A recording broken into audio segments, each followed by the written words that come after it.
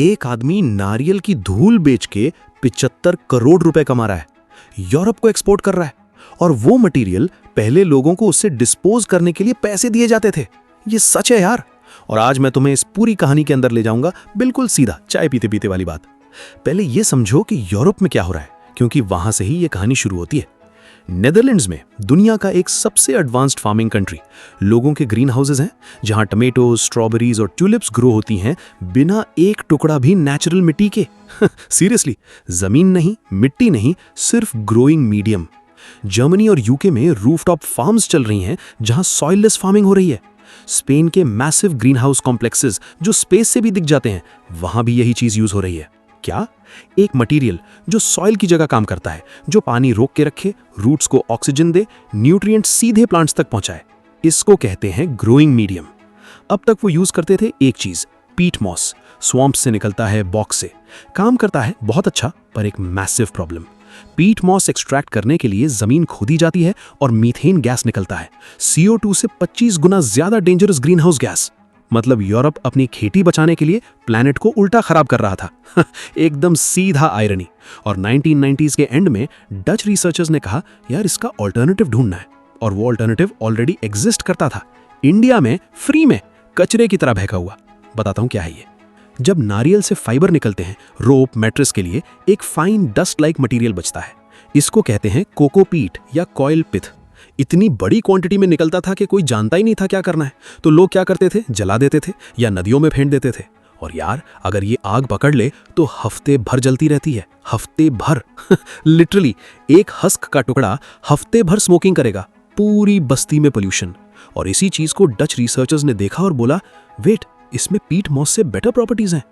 अब आता है अनीस अहमद, चेन्नई का बंदा, बायोटेक्नोलॉजी ग्रेजुएट। उनके वालिद कॉयर फाइबर इंडस्ट्री में काम करते थे तमिलनाडु में। मतलब नारियल का पूरा इकोसिस्टम इनके बचपन से फेमिलियर था। उन्होंने यूनिवर्सिटी ऑफ एडिनबरा में रिसर्च की, हाँ, स्कॉटलैंड वाली एडिनबरा। फिर central institute of brackish water aquaculture में भी काम किया। रिसर्च करते करते उन्होंने समझा कि यूरोप में पीट मॉस का प्रॉब्लम क्या है। और एक दिन कनेक्शन जोड़ा, यार वो चीज जो हम घर पे जला रहे हैं, वही चीज तो यूरोप ढूंढ रहा है। 2012 में चेन्नई में ग्लोबल ग्रीन कॉयर शुरू किया, बिल्कुल स्क्रैच से। क्या होगा अगर इंडिया का नारियल का कचरा पूरी दुनिया की फार्मिंग का फ्यूचर बन जाए? रुको, बताता हूं, ये पहले से हो रहा है। अब तुम्हें एग्जैक्टली समझाता हूं कैसे काम करता है ये सब, क्योंकि यही तो रियल मैजिक है। कोकोपीट एक स्पंज की तरह बिहेव करता है। अपने वेट का 9 से 10 गुना पानी अब्सॉर्ब कर सकता है।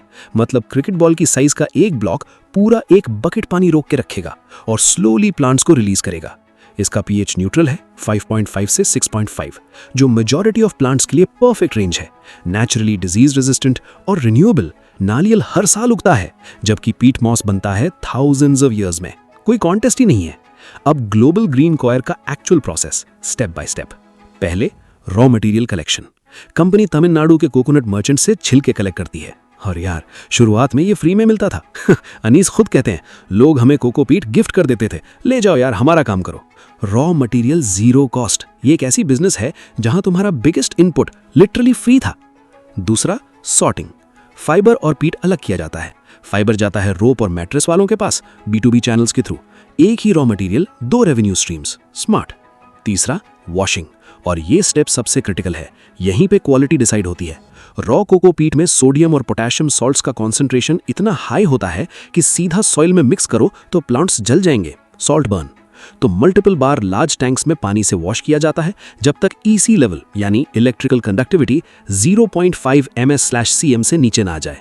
एक्सपोर्ट क्वालिटी का ग्लोबल स्टैंडर्ड यही है। चौथा, सन ड्राइंग। नेचुरल सनलाइट में ड्राई होता है, फ्री एनर्जी। और पांचवा, ये सबसे क्लेवर स्टेप है, कंप्रेशन और कस्टमाइजेशन। ये लूज पीट हाइड्रोलिक प्रेस से कंप्रेस करके ब्लॉक्स, ब्रिक्स, डिस्क्स बनाए जाते हैं। एक 650 ग्राम का कोकोपीट ब्रिक जो तुम्हारे हाथ में आ जाए, पानी में डालो तो एक्सपैंड करके 9 लीटर का ग्रोइंग मीडियम बन जाता है। एक छोटा ब्रिक, 9 लीटर मटेरियल। यूरोप तक छोटा पैकेज जाता है, वहां एक्सपैंड होता है। लॉजिस्टिक्स कॉस्ट ड्रामेटिकली कम। और ये सिर्फ कंप्रेशन नहीं, ये ग्लोबल ग्रीन कॉयर का बिगेस्ट डिफरेंशिएटर है। वो न्यूट्रिएंट्स भी मिक्स करते हैं। टमेटो ग्रीन हाउस का रिक्वायरमेंट अलग, रोज नर्सरी का अलग, हर्ब्स का अलग। अनीस की टीम एग्जैक्टली क्लाइंट की जरूरत के हिसाब से NPK, nitrogen, phosphorus, potassium blend करती है। ये सिर्फ ग्रोइंग मीडियम नहीं है, ये एक टेलर्ड एग्रीकल्चरल सोल्यूशन है और इसी कस्टमाइजेशन की वजह से उनका प्रोडक्ट प्रीमियम प्राइस पे बिकता है। कंपेटिटर्स सिर्फ रॉ पीट बेच रहे थे, ये सोल्यूशन बेच रहे थे। क्या होगा अगर हर इंडियन फाइबर यूनिट यही करने लगे? बताता हूं नंबर्स में। अब एक मोमेंट बताता हूं जो ऑलमोस्ट सब खत्म कर देता। पहली एक्सपोर्ट शिपमेंट के लिए कंटेनर रेडी किया, क्वालिटी टेस्टिंग में पता चला ईसी लेवल सफिशिएंट नहीं घटे, सॉल्ट कंटेंट ज्यादा था, पूरी शिपमेंट रोकनी पड़ी। यूरोपियन बायर ने डेडलाइन दी थी, टीम नहीं थी, रेपुटेशन अभी बनानी थी, एक शिपमेंट अटकी हुई। लेकिन अनीस ने वॉशिंग प्रोसेस पूरा री इंजीनियर किया, मल्टीपल साइकिल्स ऐड किए, टेस्टिंग प्रोटोकॉल टाइटन किया, दोबारा भेजा और वही रिफाइंड प्रोसेस आज उनका इंटरनेशनल क्वालिटी स्टैंडर्ड है। फेलियर ने उन्हें वर्ल्ड क्लास बना दिया। अब नंबर्स, और ये सुन के तुम्हारा दिमाग हल्का हिलेगा। ग्लोबल ग्रीन कॉयर का एनुअल टर्नओवर 75 करोड़ रुपए सिर्फ नारियल की धूल बेच के। कोकोपीट का ग्लोबल मार्केट 2023 में $3.89 बिलियन था, रफली 32,000 करोड़, और 2030 तक $5.26 बिलियन तक पहुंचेगा। इंडिया अभी ग्लोबल कोकोनट कॉयर मार्केट का 40% सप्लाई करता है। एक्सपोर्ट्स 10 से 15% एनुअली ग्रो हो रहे हैं। चाइना 37% ले रहा है, US 24%, Netherlands, south Korea, Spain follow करते हैं। इंडिया में 2023-24 में 21,000 मिलियन कोकोनट्स प्रोड्यूस हुए हैं। अभी भी बहुत बड़ा हिस्सा वेस्ट हो रहा है। इस वेस्ट को सीरियसली लेने के लिए लाइक करो यार अगर ये स्टोरी तुम्हें कुछ सोचने पर मजबूर कर गई। सब्सक्राइब करो चैनल को, ऐसी ही रियल और माइंड ब्लोइंग स्टार्टअप स्टोरीज हर हफ्ते लाते हैं। उन्हें ये देखना चाहिए। Thank you ji, bye bye.